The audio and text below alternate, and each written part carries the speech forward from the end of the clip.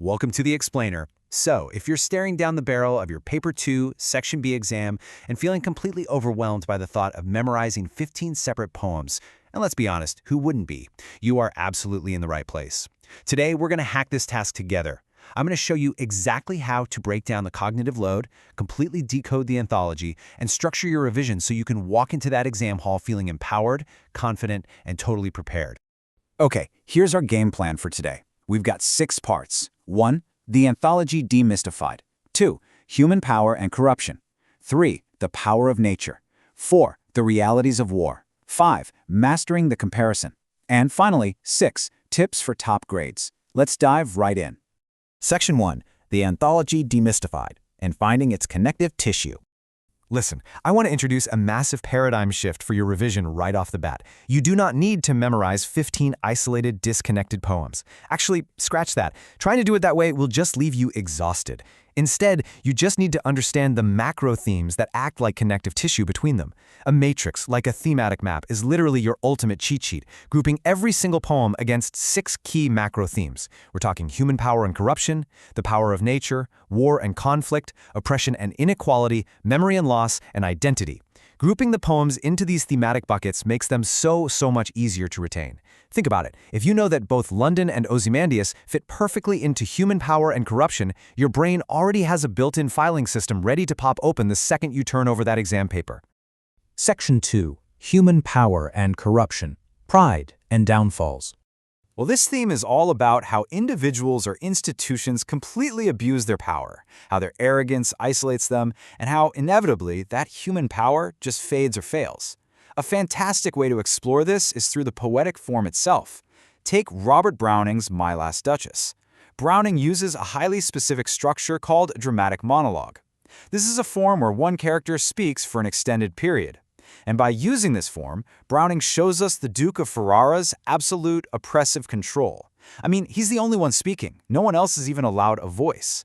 The form perfectly mirrors the theme of control. Now notice the truly sinister edge of human arrogance in this line, "I gave commands." Then all smiles stopped together. It's chilling, right? The Duke is talking about his former wife here. He couldn't control her joyful nature in life, but through a brutal, ambiguous command, likely having her killed, he completely silences her. And now? Now he controls who even gets to look at her portrait. It is pure domestic oppression and malevolence, completely wrapped up in the guise of a polite, aristocratic conversation. So let's flex those exact comparative muscles you're going to need in the exam. Notice the stark juxtaposition here between 2 absolute classics. In Percy Bysshe Shelley's Ozymandias, human power is shown to be completely ephemeral. The great pharaoh Ramses thought his empire would last forever, but it's reduced to a shattered visage sitting in a boundless bare desert. On the flip side, My Last Duchess presents power that is incredibly domestic, immediate, and heavily tied to the arrogance of a 900-years-old name.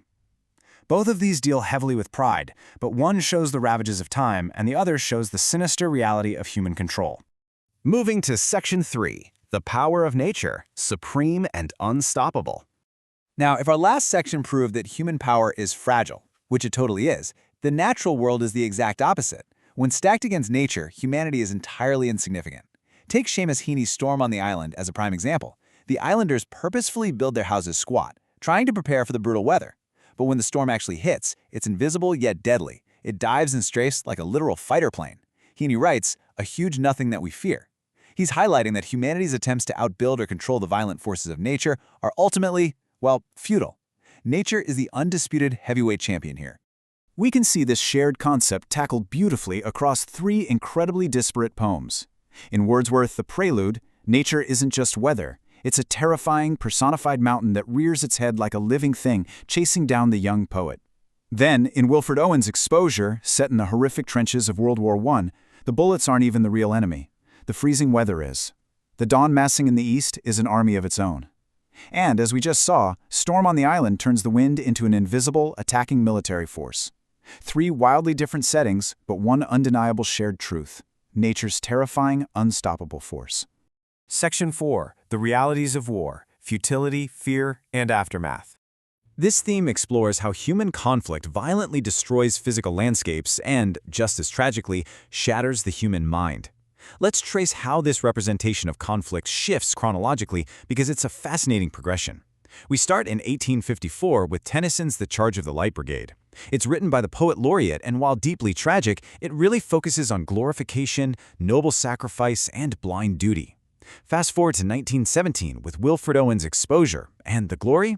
It is entirely gone, replaced by the utter futility, the freezing boredom, and the senseless waste of life in the trenches. Finally, we jump to 2003 with Simon Armitage's Remains.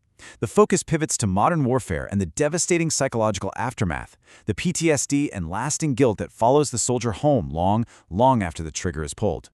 Now, to analyze these war poems effectively, you absolutely need the right terminology in your toolkit. A fantastic structural tool to look for is caesura. This is a deliberate pause or a break within a single line of poetry, usually created by punctuation. Poets use this to purposefully disrupt the rhythm, convey a sense of finality, or to highlight a deep emotional fracture. It essentially links terminology directly to meaning by mimicking the abrupt, incredibly harsh reality of war. Carol Ann Duffy uses this masterfully in War Photographer. Listen to the heavy, blunt punctuation in the single line.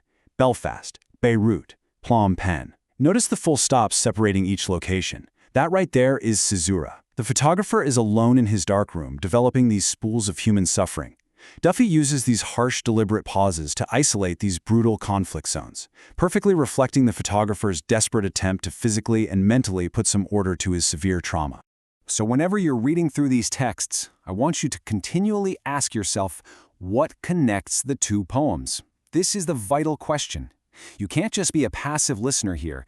You really must be an active exam hacker. Finding that thematic connection, that is the entire secret to crushing Paper 2. Section 5. Mastering the comparison. Building your thesis.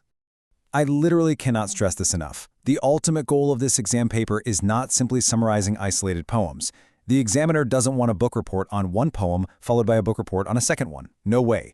They want a true comparison. So here is your highly actionable, rapid-fire strategy for tackling that terrifying blank page in the exam hall. Step 1. Look at the poem given on the paper and instantly identify its macro theme. Step 2. Mentally open up your thematic matrix and select a second poem from memory that shares that exact theme. Step 3. Write a strong thesis statement for your introduction that connects how both poets present this shared theme.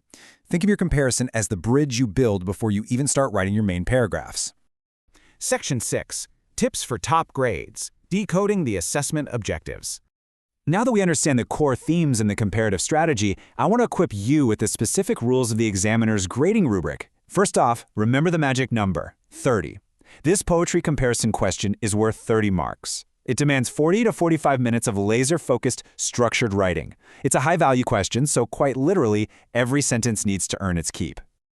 So, the crucial point here is that you must hit all three of these assessment objectives, or AOs, to secure the highest possible grade. Let's break them down. AO1 is all about your informed, personal response and using strong quotes. And remember, the quality of your quotes is far better than the quantity. AO2 is where you analyze language, form, and structure using your terminology. Things like dramatic monologue, or that caesura we talked about. And finally, AO3 requires you to show the context, why the poet actually wrote it, and what the world looked like at that specific time. My absolute biggest coaching tip for you is this: show, don't just tell. Link your terminology directly to meaning. Saying the poet uses a metaphor earns you exactly 0 marks on its own. Spotting a metaphor means absolutely nothing unless you explain why it reveals the poem's theme. Always anchor the writer's methods back to the main point you were trying to make about power, nature, or conflict. But we've covered a huge amount of ground today, from the sheer arrogance of Ozymandias to the haunting PTSD of Remains. These aren't just old, dusty texts. They are profound, timeless explorations of humanity. So I'll leave you with this final, provocative thought to ponder as you continue your revision. If human power is fragile, if nature is supreme, and if conflict is truly devastating, which of these 15 poems' messages do you think resonates most urgently with our world today? Take that curiosity into the exam hall with you. Happy revising.